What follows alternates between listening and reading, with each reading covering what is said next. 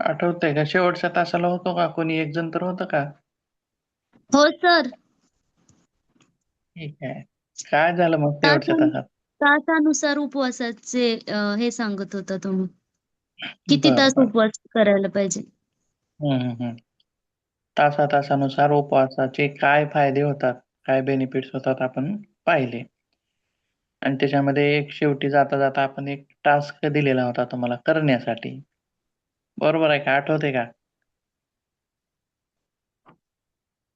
Homework म्हणून दिलेला होता बघा. आठवते का? नाही आठवत. तुम्ही नव्हता वाटतं बहुतेक असं वाटतंय मला. हम्म. उपवासाची दिला होता सर. सांगा बरं कोणतं? फास्टिंगचा हां. टायमिंग 12 तास 14 तास हं. Fasting timing. बरोबर आहे. म्हणजे तासानुसार फायदे बघितले होते आणि किती तास आपण उपाशी राहायचं, कधी जेवल्यास किती तास होतात, असं आपण सगळं पाहिलं होतं तिथं गणित. आणि दुसऱ्या दिवशी लगेचच उपवास होता महाशिवरात्रीचा. त्याच्यामुळं आपण सर्वांनाच एक टास्क दिला होता, की याच्यापैकी कोणाला जे काही शक्य होईल ते करू शकता का? बघा असं म्हटलं होतं. मग आपल्यापैकी बरेच जणांनी केले असतील असं मला वाटतंय. का काही अडचणी आल्या त्याच्यामध्ये असं वाटतं तुम्हाला? सांगा अनुभव.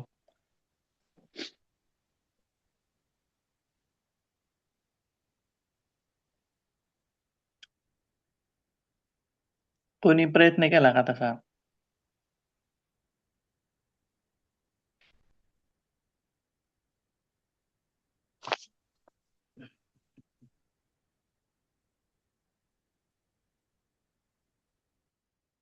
का उपवासच नव्हता कुणाचा? उपवास होता माझा, एकादशीचा होता पूर्ण निरंकार. बर. मग फराळ वगैरे केली त्या दिवशी? नाही करत, एकादशीला फराळ करत नाही, नेहमी करत नाही. वा छान.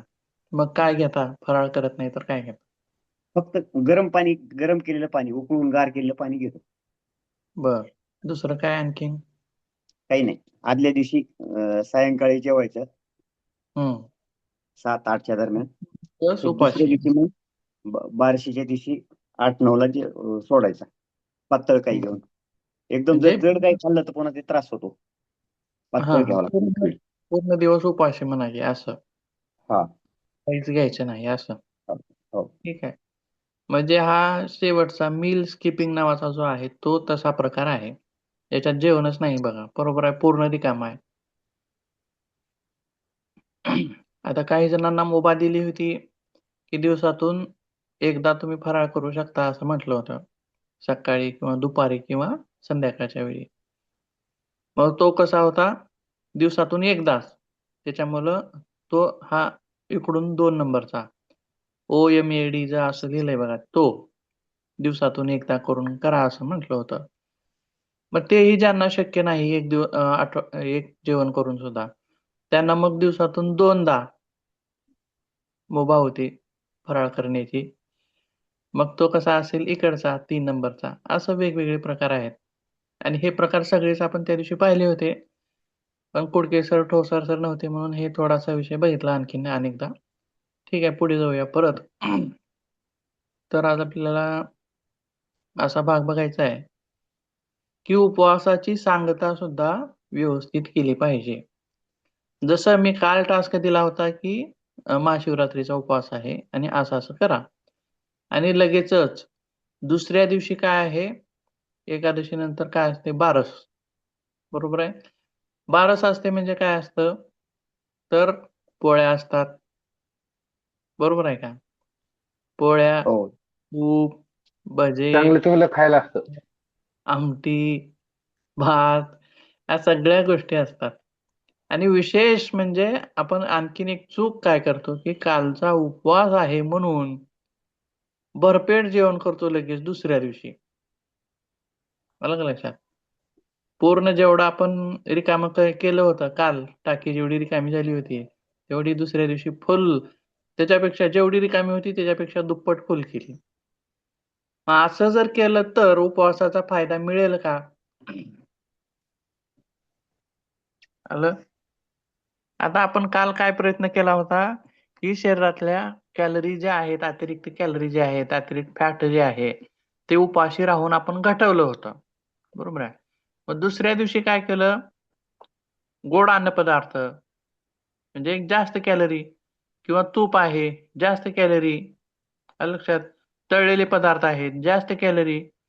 म्हणजे काल समजा अ, थोडक्यात उदाहरण देऊया आपण. समजा काल 500 कॅलरी आपण घटवली उपवास करून आणि दुसऱ्या दिवशी काय केली? 1000 कॅलरी घेतली. वाढलं. बघा फायदा होईल का मग त्याचा? होणार नाही. आलं लक्षात? आणि आणखीन एक गोष्ट, आता ही झाली त्रुटी, बरोबर आहे. आणि आणखीन एक काय सांगता येईल मग आता त्याच्यामध्ये? दुसरी गोष्ट काय सांगता येईल? तर आज आपलं पोट उपाशी असतं रिकामं पूर्ण, बरोबर आहे. तुमच्या उपवासाच्या याच्यानुसार, स्वरूपानुसार. आणि दुसऱ्या दिवशी लगेचच भरलं. आदल्या दिवशी रिकामं होतं म्हणून त्यानं दुसरं काम करत होतं. काय काम करत होतं? त्याला काम नसल्यामुळं दुसरे ते काम करत होतं पचनसंस्था शरीरातली. इतर कामं करत होती पचनासाठी अन्न नसल्यामुळं. परंतु दुसऱ्या दिवशी काय झालं? भरपूर अन्न घेतल्यामुळं पचनसंस्थेला डबल काम करावं लागलं. ही काय झाली? दुसरी त्रुटी झाली. दुसरी त्रुटी झाली. बरोबर आहे. पहिली काय होती? भरपेट खाल्लं, कॅलरी एक्स्ट्रा घेतल्या. दुसरी काय झाली? तर काल रिकामं होतं पोट, परंतु दुसऱ्या दिवशी दुप्पट काम करावं लागलं त्याला. असं होऊ नये याची काळजी घ्यायची आहे. त्रुटी आहेत ह्या. याची काळजी घ्यायची की असं व्हायला नको. मग काय करायला पाहिजे? समारोप कसा करायला पाहिजे उपवासाचा? तर साधं-साधं अन्न घेऊन. मग सुरुवात कशी? तर पेय घेऊ शकता तुम्ही. मग पेयामध्ये काय? आताच कुडके सरांनी म्हणल्यासारखं हे असेल, कोमट पाणी असेल. आता पाणी तर 0 कॅलरी झालं, तो विषय वेगळा झाला. मग पाण्याला सोडून एक्स्ट्रा मग काही जण चहा घेतील. चहा तर आपण घ्यायचा नाही असं ठरवलंय. मग दूध घेऊ शकता. बरोबर आहे. पण कसं? साखर न टाकता तशा प्रकारचं आपण दूध घेऊ शकता. सुरुवात कशी करायची आहे? पचनसंस्था रिकामी होती पूर्ण, मग तिला हळू कामाला लावायचं आहे. लगेचच भरपेट असं फुल जेवण करून तिला लगेचच असं भलं मोठं काम तिच्यापुढे टाकायचं नाही. तर थोडं सावकाश तिचं काम वाढवायचं आहे. मग अगोदर काय घ्यावं लागेल? तर लिक्विड घ्यावं लागेल. अशी सुरुवात आपण तिथं करू शकतो. मग आता आणखीन कुठले लिक्विड घेता येतील? समजा ऊसाचा रस असेल किंवा फळांचा रस असेल, ज्यूस असेल किंवा ताक. ताक असेल. राइट, छान. ताक असेल. असे लिक्विडपैकी अशा ज्या हेल्दी गोष्टी आहेत त्या आपण घेऊ शकतो. किंवा ग्रीन टी असेल, बरोबर आहे. असे वेगवेगळे घेऊ शकतो किंवा लिंबू सरबत असेल किंवा 1 ग्लास पाण्यामध्ये मध टाकून आपण घेतलंय किंवा मध आणि लिंबू टाकून असं घेतलंय. म्हणजे शरीराचं डिटॉक्सिफिकेशन होईल असे पदार्थ आपण घेतले लिक्विड स्वरूपात. पण लिक्विडच्या पुढे ठोस अशा स्वरूपामध्ये मग काहीतरी घ्यावं लागेल आपल्याला. मग त्याच्यामध्ये काय घेऊ शकता तुम्ही? डायरेक्टली फळं घेऊ शकता. केळी असेल, चिकू असेल, सफरचंद असेल. ते पण सॉलिड आहेत, परंतु पचण्यास सोपे आहेत. बरोबर आहे. मग त्याच्याही पुढे जाऊन किंवा लिक्विडमध्ये आणखीन काही गोष्टी सांगू शकतो, की सूप वगैरे असतात बघा. तुम्ही पिले का कधी? सूप असतात डाळींचे. पिले का कधी सूप वगैरे? सूप पिलेत पिले. पण डाळींचे नाही सर. मग कशाचे पिले? डाळीचं सूप आमटीला वापरतात. सूप म्हणजे पिलेत मग. हा. हा? टोमॅटो सूप, टोमॅटो सूप, म्हणजे टमाट्याचं टोमॅटो सूप. टमाट्याचं सूप. बर. आणखीन कशाचं पिलंय? Vegetable soup. बर. मग सूप कशाला म्हणायचं नेमकं? काय असतं सूप म्हणजे? पाणी असं उकळलेल्या कुठल्याही पदार्थाचा गरम करून काढलेला अर्क. पाणी जसं की आपण लहान लेकरांना पाजवतात बघा, की छोटी लेकरं जे असतात त्यांना अगोदर सॉलिड खाऊ देण्याच्या अगोदर म्हणजे भात वगैरे डाळ भात असं खाऊ घालण्याच्या अगोदर त्याला काय घालतात? ती भातावरची पेज वगैरे घालतात बघा. बरोबर आहे का? हम्म. भातावरची पेज असेल किंवा डाळीवरचं पाणी असेल. डाळ नाही, डाळीवरचं पाणी असं. म्हणजे डायरेक्ट सॉलिड बघा, बाळाला सुद्धा आपण सुरुवात कशी करतोय. बाळाला सुद्धा आपण म्हशीचं दूध पाजवत नाही. आपल्यामध्ये प्रथा आहे तशी, की अगोदर गाईचं दूध पाजवतो आपण. कारण गाईच्या दुधामध्ये कॅलरीज कमी आहेत, पातळ असतं, फॅट कमी असतं आणि पचनासाठी हलकं असतं, सोपं असतं. त्याच्यामुळं ते बाळाला पचण्यायोग्य आहे असं आपण समजतो. तेही थोडे महिने झाल्याच्या नंतर. सुरुवातीला तर आईचंच दूध असतं. पण त्याच्यानंतर मग अशी सूप वगैरे, भाताची पेज वगैरे असं खाऊ घालतो. त्याच्यानंतर मग आता नवीन याच्यामध्ये काय आले, नाचणी वगैरे खाऊ घालतात बघा शिजवून. हम्म. बरोबर आहे. मग हम्म. पचण्यास हलके हलके पदार्थ आपण त्याच्या सुरुवातीच्या पचन संस्थेला देतो तसे. आणि मग जसं जसं तो मोठा मोठा होत जाईल तसं तसं आपण पचण्यास अवघड असणारे पदार्थ थोडे थोडे देत देत आपण तशी वाढवतो. अगदी तसंच उपवासाच्या नंतर सुद्धा आपल्याला पचण्यास साधे हलके हलके आहार घ्यायचे आहेत सुरुवातीला. आणि त्याच्यानंतर मग थोडं थोडं वाढवत वाढवत पचण्यास जड असणारे आहार पण आपण वाढवावेत. ही सुद्धा एक काय आहे, टीप आहे का त्रुटी आहे म्हणता येईल.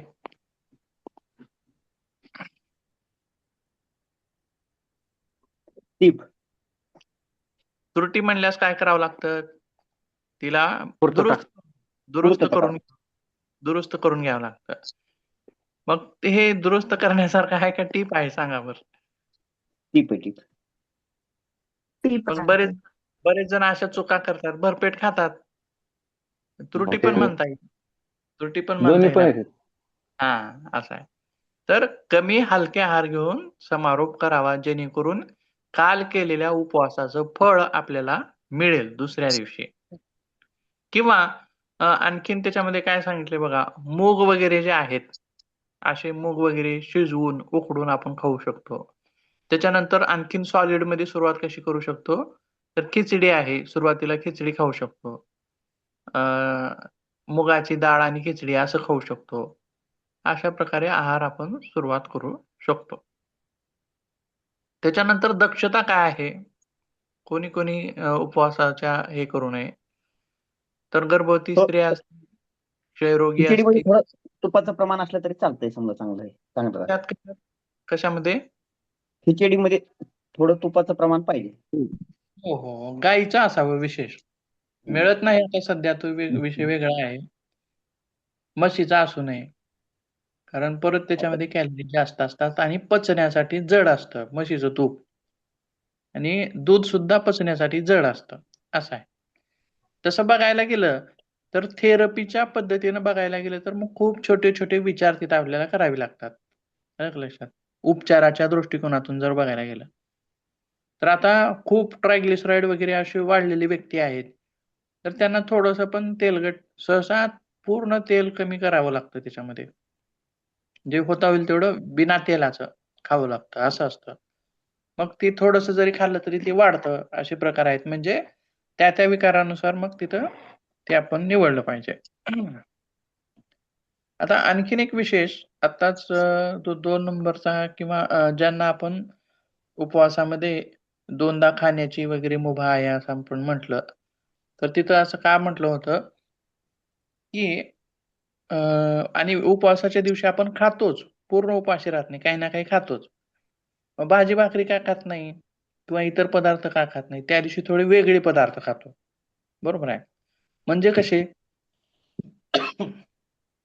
म्हणजे कसे? चटपटीत. आता हा जो साबुदाणा आहे, तो कसा बनतो माहीत आहे का तुम्हाला? कशापासून बनलेला आहे? तो कंदमुळापासून. कंदमुळापासून. तो पचण्यास कसा आहे माहीत आहे का तुम्हाला? जड आहे, जड. जड. हां, उपवासाच्या दिवशी कंदमुळं खावीत. बरोबर आहे. रताळं खावं. हम्म. असे खावीत फळं, म्हणजे हे कंद. किंवा खाण्यासाठी मुभा काय-काय दिली आहे? फळाची दिलेली आहे, कंदमुळांची दिलेली आहे. पचण्यासाठी हलके आहार असे दिलेले आहेत. परंतु ज्यांना ते पूर्ण दिवस शक्य होत नाही म्हणून ते मुभा आहेत, की एकदा तुम्ही फराळ करू शकता, 2दा करू शकता असं.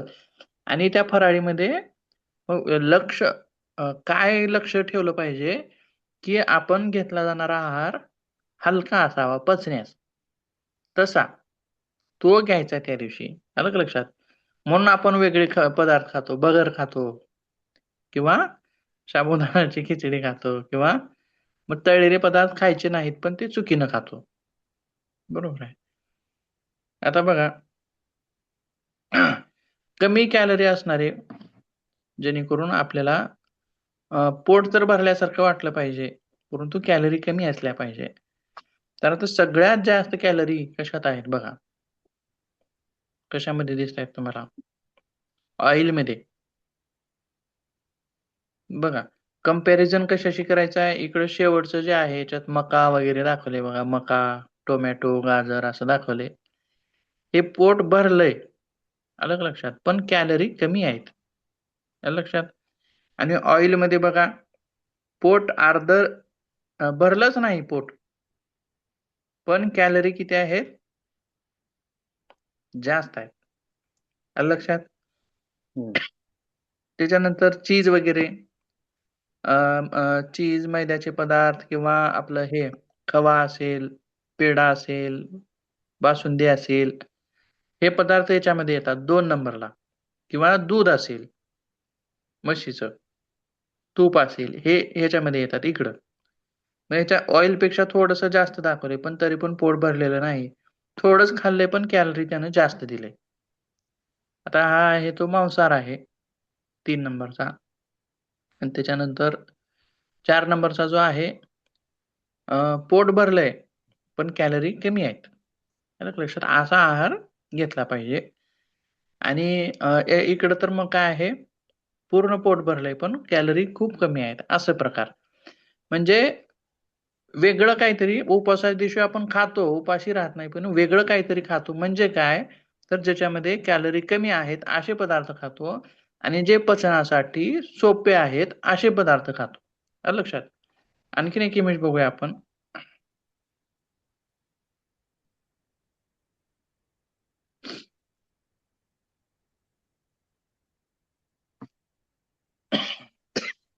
याच्यामध्ये पाहू शकतो बघा आपण. म्हणजे कोणत्या पदार्थासाठी पचण्यासाठी वेळ कमी आणि जास्त लागतो हे आपल्याला कळतं. बघा बनाना वगैरे आहे, ऍपल्स आहेत. किती वेळ लागलाय हो याला पचण्यासाठी? किती वेळ दिलेला आहे बघा. म्हणजे अगदी कमी वेळात पचतील असे आहेत. किंवा हा राईस जो आहे तो 1 तासापर्यंत पचून जाईल. बगरचा भात आहे तो सुद्धा 1 तासामध्ये पचून जाईल किंवा त्याच्या अगोदर पचून जाईल. बरोबर आहे. म्हणजे तिथं ती अशा गोष्टी तिथं वापरायच्यात आपल्याला. आता त्याच्यानंतर खाली आलं आपण. तर खालचे पदार्थ वरचेवर थोडे थोडे पचनासाठी जड आणि जास्त कालावधी घेत जाणारे आहेत. आलं लक्षात? एग्ज वगैरे असतील किंवा बदाम असतील. इकडं खाली तर मग मांसाहारच आहे. बरोबर आहे. मग त्यांना किती 3 3.5 तास 3 3.5 तास असं दाखवलंय. चीज वगैरे आहे याच्यासाठी 4 तास असं दाखवलंय. म्हणजे सांगण्यामागचा उद्देश असा आहे की उपवासाच्या दिवशी आपण पचण्यासाठी हलका आहार घ्यावा आणि जो कमी वेळेमध्ये पचेल. आलं लक्षात? तो एक आपल्याला इथं सांगायचा आहे.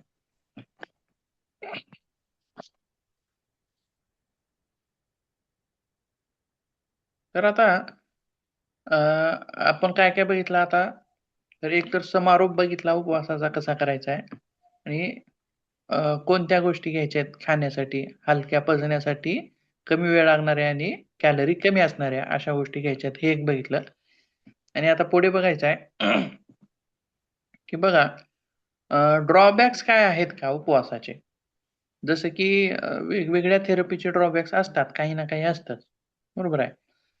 आता समजा योग आहे. योगामध्ये ही सगळ्या गोष्टी सगळ्यांना करता येईल अशा नाहीत. बरोबर आहे. आपण वेगळ्या आसनाला काहीतरी तिथं सांगतो, हे या लोकांनी करू नये असं सांगतो. एखादा प्राणायाम असला की ह्या लोकांनी करू नये असं सांगतो. म्हणजे सगळ्याच गोष्टी सगळ्या लोकांना करण्यासाठी नाहीत. ज्यांच्या त्यांच्या निवडक आहेत असं आहे. व उपवासामध्ये सुद्धा काही लिमिटेशन्स त्याचे आहेत उपवासाचे. लक्षात? ते कसे आहेत काय सांगता येईल आपल्याला? जर समजा आता एक उपवास तुम्ही आठवड्यातून कडक अशा स्वरूपाचा करताय तर त्याच्यामध्ये तितके ड्रॉबॅक्स आपल्याला सांगता येणार नाही. परंतु ज्यावेळी तुम्ही थेरपेटिक पद्धतीनं करचाल म्हणजे 1 दिवसाआड एक उपवास किंवा 14 तासाचा उपवास, 24 तासाचा उपवास असे जे उपवास करचाल तुम्ही म्हणजे चिकित्सक दृष्टिकोनातून ज्यावेळेस उपवास करचाल त्यावेळी मग काय लक्षात ठेवलं पाहिजे? आता एक गोष्ट काय होते, की जेवण कमी होतं आणि जेवण कमी झाल्यामुळं काय होतं, की आपल्या शरीराला लागणारे घटक जे आहेत, कॅल्शियम आहे, मॅग्नेशियम आहे, व्हिटॅमिन्स आहेत, बरोबर आहे, प्रोटीन्स आहेत. या सगळ्या गोष्टी, या सगळ्या कॅलरी समजा तुम्हाला कमी करायच्या आहेत, ठीक आहे. म्हणजे तुम्ही जेवण बंद केलं. 2 वेळचं जेवण बंद केलं, 1च वेळचं चालू ठेवलंय. कॅलरी कमी पाहिजे तुम्हाला, ठीक आहे. कॅलरी कमी घ्या. पण मग बंद केल्यामुळं काय होतं, दुसऱ्या गोष्टी, जी गोष्ट नको आहे ती तर बंद केली, झाली. पण तिच्यासोबत इतर गोष्टी पण बंद झाल्या. म्हणजे काय? प्रोटीन बंद झालं. 2 वेळा जे प्रोटीन तुम्हाला मिळणार होतं ते बंद झालं. किंवा हे आहेत मायक्रोन्यूट्रियंट्स आहेत. कॅल्शियम, मॅग्नेशियम, झिंक बरोबर आहे. हे जे आहेत, हे पण बंद झाले. बरोबर आहे. आणखीन काय विटॅमिन्स बंद झाले, फायबर्स बंद झाले. म्हणजे काय? एक बंद करण्याच्या नादामध्ये आणखीन दुसऱ्या गोष्टी पण आपल्या बंद झाल्या. मग याला दुसरी वाट काय आहे? मध्यम मार्ग काय सांगता येईल मग याच्यासाठी? सांगा बरं. आता आपण कोणत्या उपवासाचा विचार करूया? थेरपेटिक उपवासाचा. म्हणजे चिकित्सक दृष्टीने केला जाणारे जे उपवास आहे. दीर्घकालीन जे उपवास होते आपण काल पाहिले बघा. त्या उपवासामध्ये काय लक्षात ठेवलं पाहिजे आपण? आता हा धार्मिक उपवास नाही. म्हणजे हे खायचं, ते खायचं नाही असं याच्यामध्ये बंधन नाहीत कुठलीच. आपण उपवास, चिकित्सा आणि धार्मिक पद्धतीनं दोन्ही गोष्टीनं उपवासाला पाहिलंय. तर धार्मिक पद्धतीमध्ये त्याला नियम अटी लागू होतात. परंतु चिकित्सक पद्धतीमध्ये त्याला नियम अटी नसतात. मग त्याचं शेड्यूल तुम्ही कसं करणार आहात? कशा पद्धतीनं करता येईल? जर ह्या गोष्टी टाळायच्या असतील तुम्हाला, सांगा बरं.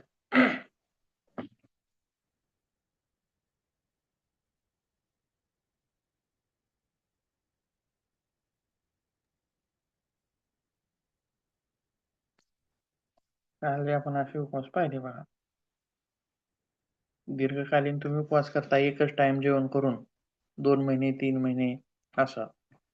तर मग इतर गोष्टी तुम्हाला कशा मिळतील? कॅल्शियम कसं मिळेल? आयर्न कसं मिळेल? प्रोटीन कसं मिळेल? काय मग तिथे लक्ष ठेवलं पाहिजे? मध्यम मार्ग एक काय आहे त्याला? एक वेळ जेवते वेळीच मग सर्व घटक मिळतील शरीराला त्या पद्धतीने ज्या आहाराचा समावेश करावा लागेल त्याचा. राईट. छान. अतिशय सुंदर असं उत्तर ठोसर सरांनी दिलेलं आहे. बरोबर आहे. एक वेळचं ज्यावेळी आपण जेवण करू, त्यावेळी आपल्या अन्नामध्ये, आपल्या ताटामध्ये या सगळ्या गोष्टी असतील. या सगळ्या गोष्टी असतील. याच्याकडे आपल्याला लक्ष द्यावं लागणार आहे. की त्याच्यामध्ये प्रोटीन पण आलं पाहिजे. कॅल्शियम असणारे पण घटक आले पाहिजेत. मॅग्नेशियम म्हणजे व्हिटॅमिन्स. आता समजा व्हिटॅमिन सी आहे. तर मग आपल्याला लिंबू वापरला पाहिजे जेवणामध्ये, आहारामध्ये. अशा वेगवेगळ्या गोष्टीचं तिथं आपल्याला काळजीपूर्वक लक्ष दिलं पाहिजे. आणखीन दुसरी गोष्ट काय? ज्यावेळी उपवास जास्त होतो, तर अशक्तपणा आल्यासारखं होतं त्या व्यक्तीला. बरोबर आहे. मग त्यासाठी काय करता येईल आपल्याला?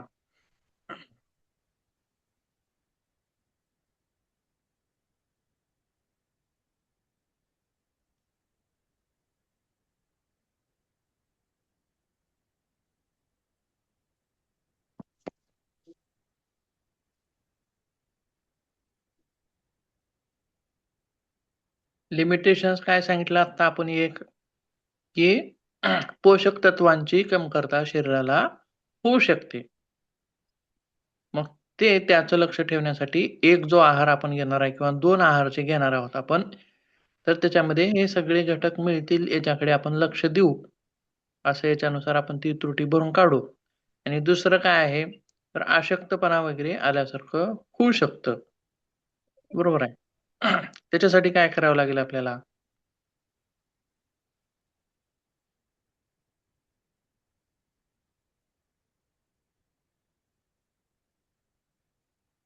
किंवा आणखीन एक ड्रॉबॅक असा आहे, की बघा, तर जो कोणी उपवास वगैरे धरलेला आहे समजा आज आणि उपवासी असल्यामुळं त्याला मलावरोधाचा त्रास दुसऱ्या दिवशी होऊ शकतो. मलावरोधाचा त्रास. म्हणजे शौचास साफ होत नाही. किंवा काय होतं मग, तर शौच जो आहे तो खडा टाइप झाल्यासारखा होतो. खड्यासारखा घट्ट होतो आणि शौच करताना मग तो गुदद्वाराला असं खेटून आल्यामुळं मग तिथं चिरा पडणे, आग पडणे, रक्त पडणे अशा गोष्टी पण दिसून येतात. हे कधी-कधी असं होऊ शकतं, हे बरेच जणांनी असा अनुभव सुद्धा घेतलेला असेल. त्याच्यामध्ये विशेष बघा, आपले जे परंपरागत आता सध्या चालू असलेले जे उपवास असतात, शाबू वगैरे खाणे किंवा हे शेंगाचा लाडू खाणे असे जे आहेत. तर दुसऱ्या दिवशी ज्यांना मूळव्याध वगैरे आहे, अशा लोकांना त्रास जास्त होतो किंवा ज्यांना मलावरोध आहे, ज्यांचं पोट साफ होत नाही, अशांना पण त्रास होतो. असं का होत आहे? असं का होत असेल? म्हणजे ही जी त्रुटी आहे, ती आपल्याला कशी भरून काढता येईल?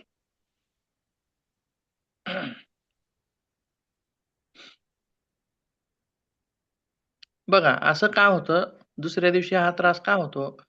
तर एकतर आपण पाणी जास्त पिण्याकडे लक्ष देत नाही. ज्या दिवशी आपण उपवास धरलेला आहे, त्या दिवशी तुम्ही सॉलिड कमी खा, पण पाणी जास्त प्या. ही एक महत्त्वाची गोष्ट आहे. आणि दुसरी गोष्ट म्हणजे काय? जर आपण खाल्लेलंच काही नसेल, तर शौच कसं होईल? बरोबर आहे. काही खाल्लेलंच नसेल, तर मग शौच कसं होणार आहे? होणारच नाही. मल कसं नाही हे होणार आहे? होणारच नाही. मग त्याच्यासाठी काय करता येईल आपल्याला? कसा आहार घ्यावा लागेल? की शरीरामध्ये मल पण बनला पाहिजे. तर आताच मग आम्ही जो दाखवला बघा, कमी कॅलरी असणारा आणि मोठा, जास्त दिसणारा असा आहार आपण तिथं घेऊ शकतो. आलं लक्षात? आता काळजी काय-काय घ्यायची आहे? एकतर पोषक तत्व असणारे घटक पण घ्यायचे आहेत आणि कॅलरी कमी असणारे पण घटक घ्यायचे आहे. पोट भरल्यासारखं वाटेल असे पण घटक घ्यायचे आहेत आणि दुसऱ्या दिवशी पोट साफ होईल, शौच व्यवस्थित होईल असे घटक आपण खाल्ले पाहिजेत. आलं लक्षात? जेणेकरून दुसऱ्या दिवशी त्रास होणार नाही. आणि पाणी जे आहे त्याचं आपल्याला जास्त प्यायचं आहे पाणी. हा एक ड्रॉबॅक झाला, की दुसऱ्या दिवशी शौचाला त्रास होणे. आणखीन काय सांगता येईल त्याच्यामध्ये?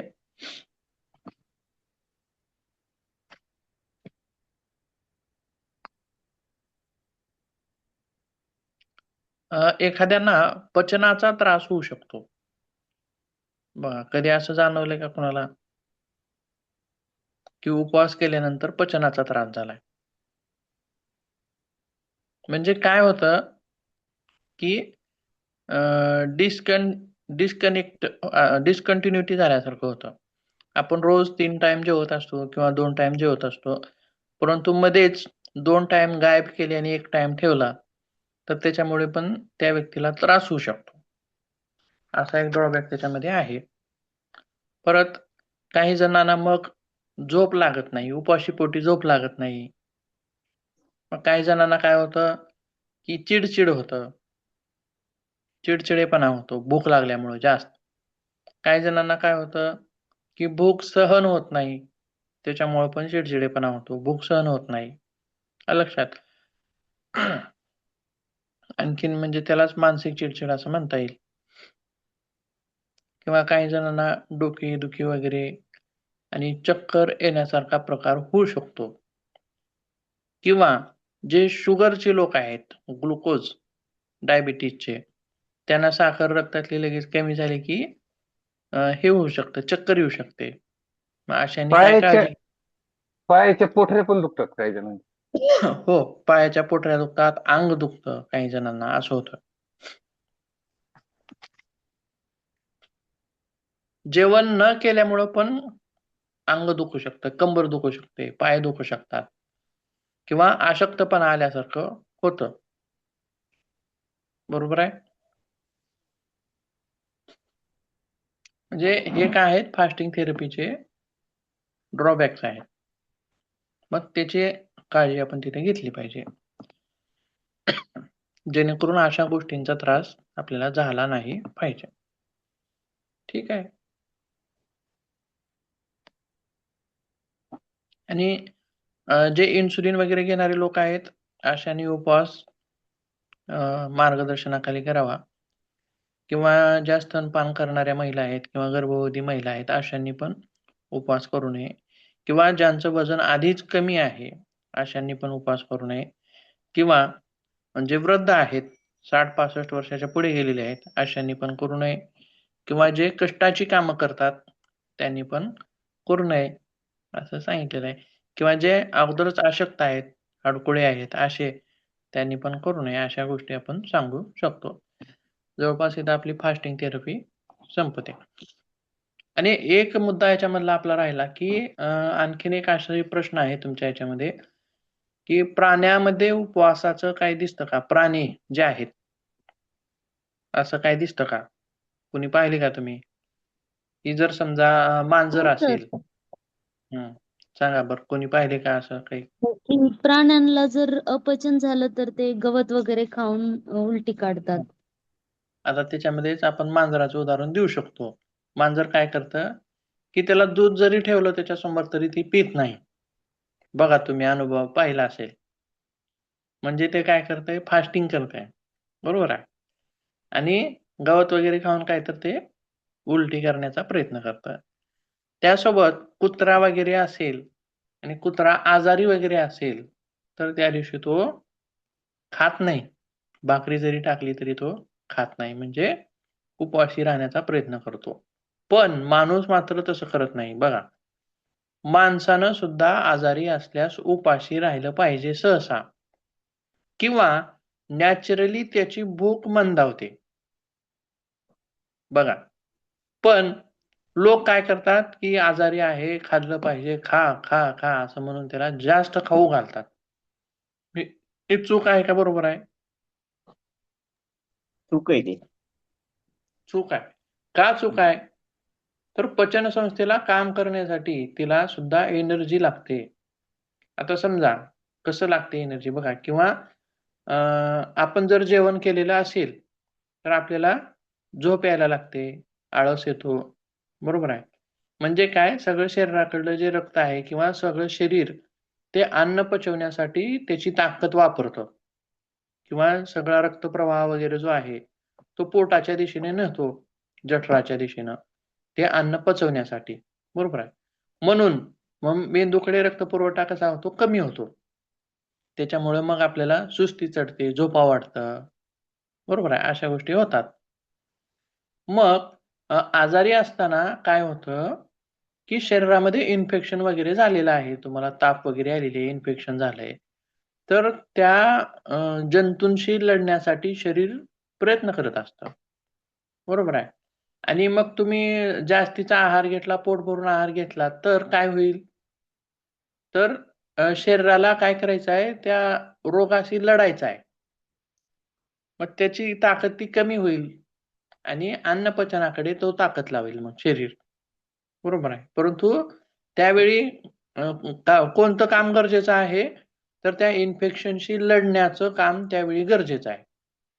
बरोबर आहे का? जेवण तर तुम्ही रोजच घेता, पण इन्फेक्शनशी लढणं आता आज गरजेचं आहे. त्याच्यामुळे शरीर तिकडं ताकद लावतंय. मग दुर्लक्ष कोणाकडे होतंय? जसं जेवण केल्यास दुर्लक्ष मेंदूकडे होतं शरीराचं. तसं इन्फेक्शन वगैरे झालेलं आहे, आजारी आहे, तर दुर्लक्ष शरीराचं कोणाकडे होतं? पोटाकडे होतं. म्हणजे तिकडे एनर्जी जास्त आपल्याला लावायला नको आहे. इकडं एनर्जी लावायला पाहिजे. पण आपण उलटं करतो. आजारी वगैरे असल्यास आपण जास्त खाण्याचा प्रयत्न करतो किंवा आपल्याला घरचे खायला लावतात जास्त. बरोबर आहे. मग त्याच्यामुळं काय होतं मग? तो उलटा प्रकार तसा दिसून येतो. म्हणजे शरीर पचनासाठी घालवणारं ताकद तो इन्फेक्शनला लढण्यासाठी घालवत असतं. त्याच्यामुळं आपण आजारी असताना कमी आहार घ्यावा.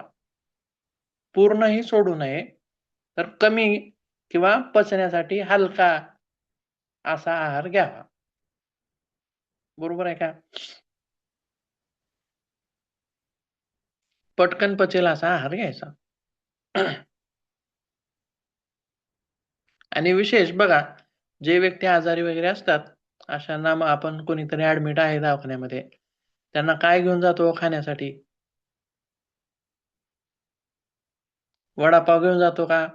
फळे घेऊन जातात फळे. का समोसे घेऊन जातो? का जिलेबी, खारा घेऊन जातो? नारळ काय घेऊन पाणी फळ वगैरे असं हलका अन्न घेऊन हा, जातो. नारळ पाणी घेऊन जातो किंवा फळं घेऊन जातो, चिकू घेऊन जातो, सेब घेऊन जातो, मोसंबी. केवी केवी घेऊन जातो किंवा ड्रॅगन फ्रूट असे फळं. म्हणजे हे काय आहेत? आता मोसंबी वगैरे विटॅमिन सी जास्त आहे. म्हणजे आजाराला लढण्यासाठी रोगप्रतिकारक शक्ती वाढवणारे आहेत विटॅमिन सी असल्यामुळं. बरोबर आहे. हम्म. असे पदार्थ आपण घेऊन जातो आणि आपण काय करतो बघा, मधल्या पेशंटला मात्र फळं घेऊन जातो आणि आपण मात्र बाहेर वडापाव खातो. बरोबर आहे का? हो. असंच आहे का चित्र समाजामध्ये? आपण बाहेरचं खातो. त्या पेशंटला मात्र चांगलं पचण्यासाठी सोपा देऊन जातो. असं आहे. असं ही त्रुटी सुद्धा आपण करायला नको आहे. ठीक. आणि आपण विषय कशावर निघाला? तर प्राणी जे आहेत किंवा अजगर आहे, त्या अजगरानं सुद्धा जर शिकार केली, तर तो अजगर लगेचच दुसरी शिकार करत नाही. का? तर जी शिकार केली आहे त्या शिकारीलाच ते पचवत बसतं आणि केलेली शिकार पचवावी लागते त्याला. किंवा वाघ आहे, सिंह आहे, असे जे प्राणी आहेत, हे सुद्धा ज्यावेळी शिकार करतात, तर शिकार ती पचण्यासाठी तिला वेळ देतात. आता समजा एखादी आत्ताच शिकार केली आणि त्याच्या समोर एक हरण येऊन उभारले लगेच, तर ते दुसरी शिकार करत नाहीत.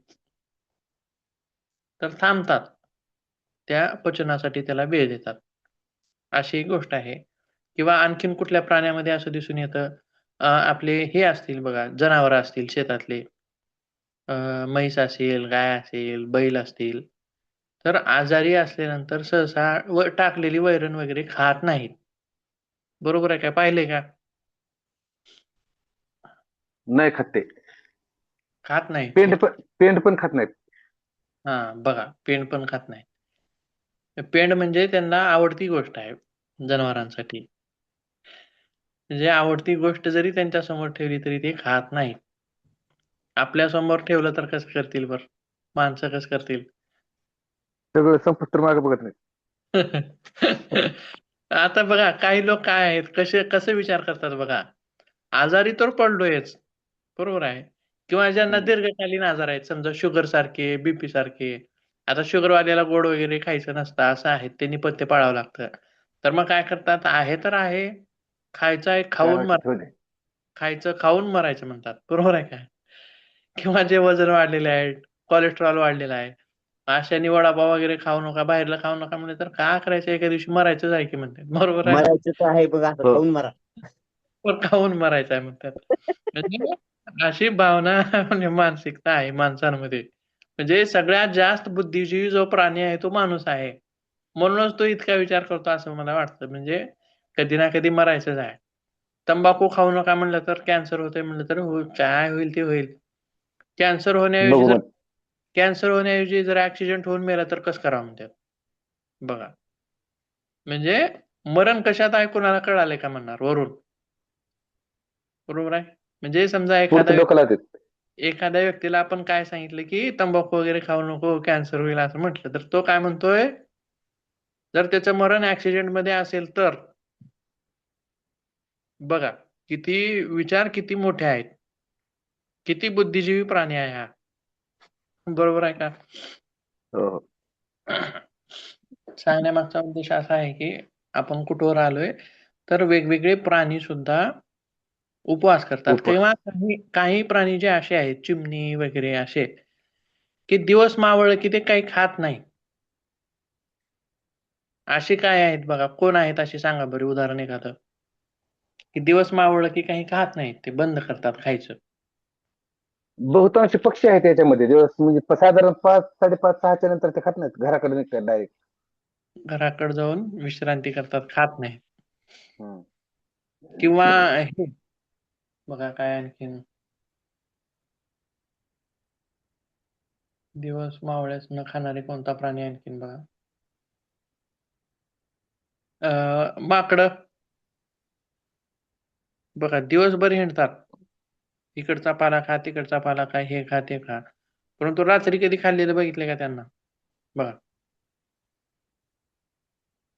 आणि माकडं रात्री आजारी असल्यास काही खात नाहीत, पित नाहीत, ते पण त्याचं पालन करतात. सांगण्यामागचा उद्देश असा आहे की प्राण्यांमध्ये सुद्धा असं पोट रिकामं ठेवण्याची पद्धत आहे, उपवासी राहण्याची पद्धत आहे, म्हणजेच फास्टिंग थेरपी आहे असं आपण त्याला म्हणू शकतो. पण त्याच्यामध्ये तुम्ही अशी उदाहरणं देऊ शकता. परीक्षेमध्ये असे बरेच वेळेस प्रश्न आलेले आहेत, प्राण्यांमध्ये फास्टिंग बद्दल माहिती लिहा असं आहेत उपवासासंबंधित. मग त्याच्यामध्ये उदाहरणं काय काय देऊ शकता तुम्ही? वाघाचं देऊ शकता, मांजराचं देऊ शकता, कुत्र्याचं देऊ शकता, किंवा जनावरांचं गाई, म्हशी, बैल असे यांचं देऊ शकता. किंवा पक्ष्यांचं देऊ शकता, रात्री खात नाहीत असं. रात्री न खाण्यामागचा उद्देश खूप मोठा आहे.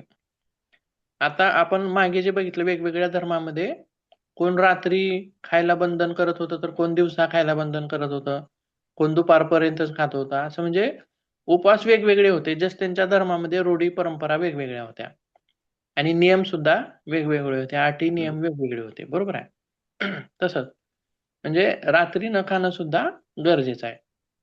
का? तर रात्री आपण खाल्लं की झोपायचं असतं, फिरायचं नसतं. दिवसा खाल्लं की फिरायचं असतं. म्हणजे काय, खाल्लेलं रिकामं होणार असतं दिवसा आणि काम करण्यासाठी आपल्याला एनर्जी लागणार असते.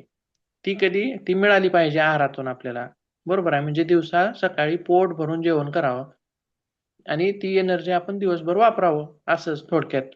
आणि रात्री मग पोट भरून करावं आणि झोपी जावं, हे योग्य आहे का? नाही. ती एनर्जी पार होईल का? होणार नाही, ते तसंच राहणार आहे. म्हणून सकाळचं जेवण जे आहे ते राजासारखं असावं आणि रात्रीचं जेवण जे आहे ते भिकाऱ्यासारखं असावं, असं म्हटलंय बघा. बरोबर आहे का? म्हणजे जेणेकरून असं हे पदार्थ सध्या करणं, पाळणं सुद्धा एक प्रकारचे उपवासच आहे.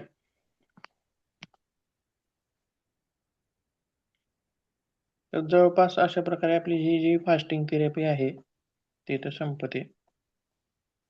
कोणाला काही विचारायचं असेल तर विचारू शकता.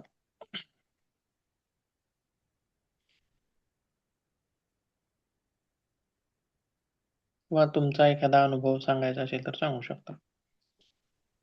यातले संभाव्य प्रश्न सांगता येतील का सर? संभाव्य प्रश्न असेच आहेत बघा, काही प्रश्न इतिहासावरती आहेत, फास्टिंग थेरपीच्या इतिहासावरती. ते सुरुवातीला आपण घेतले, बरोबर आहे. वेगवेगळ्या म्हणजे कुठून सुरुवात केली होती आपण? प्राचीन काळापासून म्हणजे वेदांपासून. त्याच्यामध्ये मग कोणतं घेतलं होतं? हे आपलं आयुर्वेद प्राचीन आहे, तिथून सुरुवात केली होती. किंवा त्याच्याही अगोदर शिव पार्वती तिथं उदाहरण दिलं होतं आणि पार्वतीचा उपवास असं उदाहरण दिलं होतं. त्याच्यानंतर हे धार्मिक उदाहरणं झाली, पुढे पुढे पुढे येत गेलो आपण. तसं इतिहासामध्ये असं बरंच काही लिहू शकतो. त्याच्यावर एक काही प्रश्न असतात किंवा हे आता प्राण्याचं म्हटलं त्याच्यावर काही प्रश्न असतात. अशा पण प्रश्न आहेत बरेच वेळेस. आणि उपवास चिकित्सेचे फायदे किंवा उपवास चिकित्सेच्या पद्धती किंवा आणखीन एक प्रश्न असा आहे की वेगवेगळ्या धर्मातील उपवास, असा पण प्रश्न आहे. त्याच्यामध्ये बरंच लिहू शकता तुम्ही. जैन आहे, हिंदू आहे, बौद्ध, ख्रिश्चन, मुस्लिम.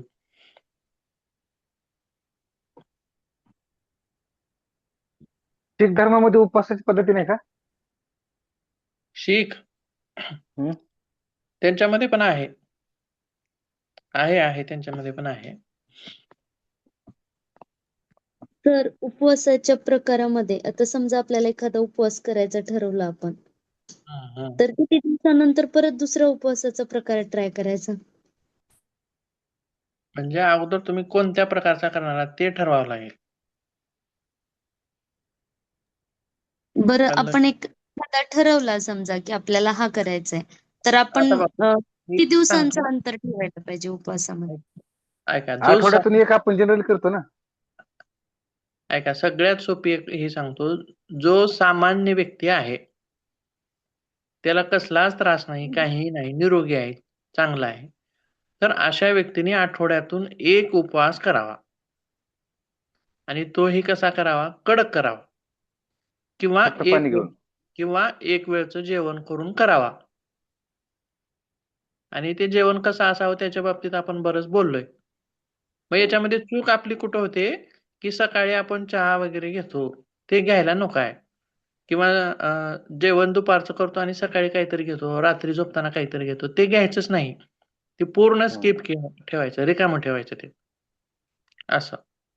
आणि तुमच्या आरोग्याच्या ह्याच्यानुसार मग तुमचा उद्देश काय आहे उपवासाचा, त्याच्यानुसार मग तो कितीदा करायचा आणि कसा करायचा तो ठरवावा लागेल. असं आहे. निरोगी व्यक्ती असेल तर एक उपवास आठवड्यातून कडक करावा. भविष्यात निरोगी राहण्यासाठी.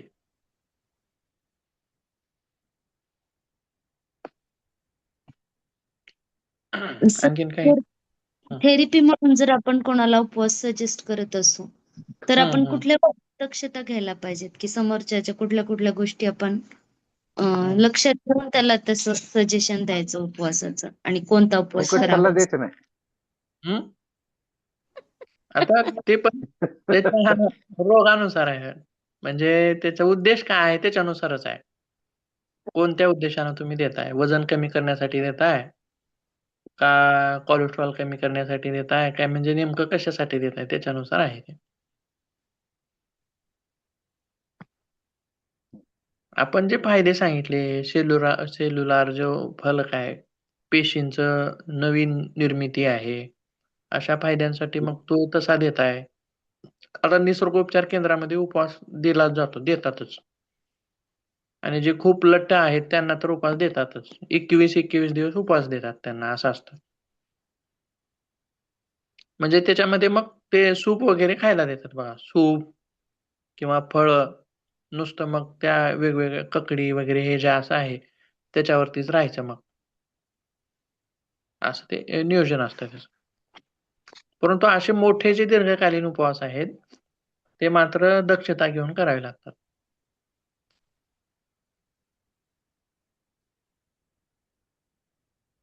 आता अलीकडच्या स्टेजमध्ये एखादा रोग आहे, तर त्याला 12 तासाचा उपवास तुम्ही देऊ शकता रेग्युलर. बरोबर आहे? म्हणजे कसा होता तो? रात्री 9ला जेवायचं. दिवसभर खाण्याची मुभा आहे. कुठपर्यंत? रात्री 9 वाजेपर्यंत. आणि रात्रभर उपाशी सकाळी 9 वाजेपर्यंत. असं तो 12 तासाचा मग तो सहज कोणीही करू शकतो. आता तुम्ही रोज पण हा करावा असं मला वाटतं सगळ्यांनीच. कंटिन्यू. कसा? 12 तासाचा.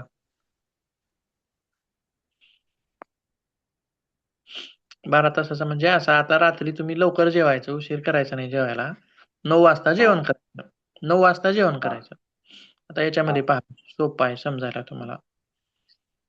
12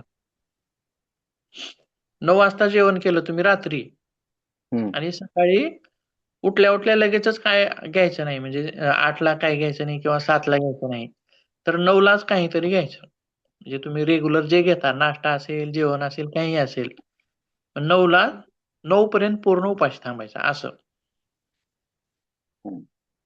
मग हे असं तर रोजच होतंय ना.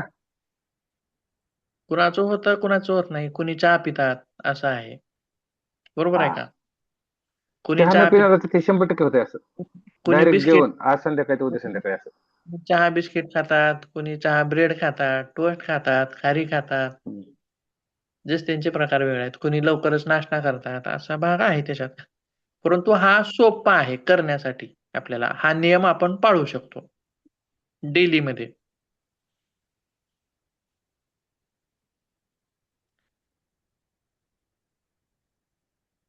आता जैनांमध्ये हा 2 नंबरचा होत असेल असं मला वाटतं बघा. ते सूर्यास्ताच्या अगोदर जेवण करतात. हो म्हणजे सूर्यास्त कितीला होतो? समजा साधारण 6:30ला पकडला किंवा 6:15ला पकडला तरी त्याच्या अगोदर 5 सव्वा वाजता 5:30 वाजता जेवतात ते. समजा त्यांनी 5:30ला जेवलं किंवा 6 पासून त्यांचं जेवण बंद झालं. काहीच नाही मग. चहा हो नाही किंवा जेवण नाही, काहीच नाही.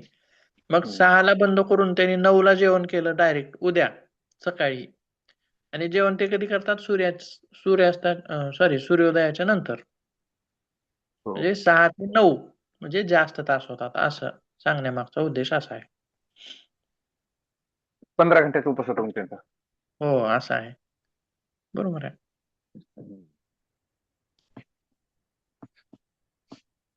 ठीक आहे. आणखीन काही?